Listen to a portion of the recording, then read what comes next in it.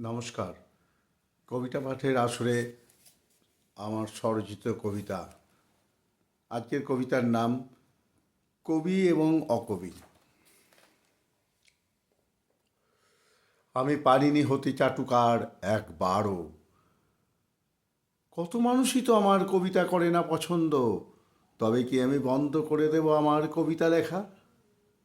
আমি জানি না ঈশ্বরের অস্তিত্ব, কিন্তু কেমনে মানি আমার কবিতার নেই স্থায়িত্ব, শুধুই ক্ষণস্থায়ী বাণী। আমি কবু করি না আপোষ, দেই না পায়ে তেল, দেখায় না হয়তো কেহ দয়া দাক্ষিণ্য কিংবা আপ্যায়ন। তবুও সে সোজা কথা সহজভাবে বলতে পাই না ভয়, উপঢৌকন আর পদলোভী হয়ে পারবো না বলতে সাদাকে কালো কিংবা সূর্য ওঠে পশ্চিম দিগন্তে।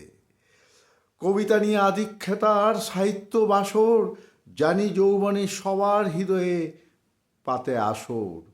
কিন্তু সুখে দুঃখে রোদ বৃষ্টি ঝড়ে যারা লেখে, নয় তারা ক্ষমতাবান, তাই কেউ ডাকে না তাদের, তারা বড়ই বেমানান, সাধু সমাজ হয় না আপ্লুত।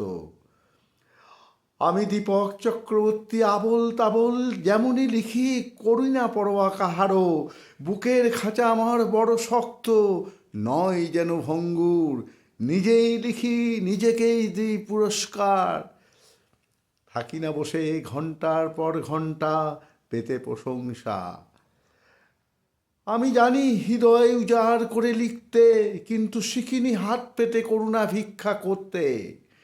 তাই করি না পরোয়া ছলনা ভরা সম্পাদকের রঙিন আশ্বাস আর হাজারো মেকি প্রতিশ্রুতি। শুধু লিখে যায় পাতার পর পাতায় মনের আকুতি।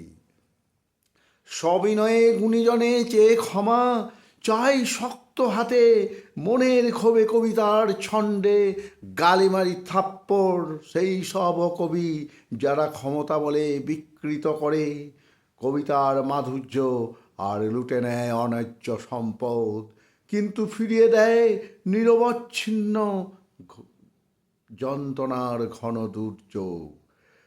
এসো হে সুন্দর হৃদয় সুসময় মোরা কবিতা প্রেমী, আগামী প্রজন্মের কাছে রেখে যায় অমলিন স্বপ্ন।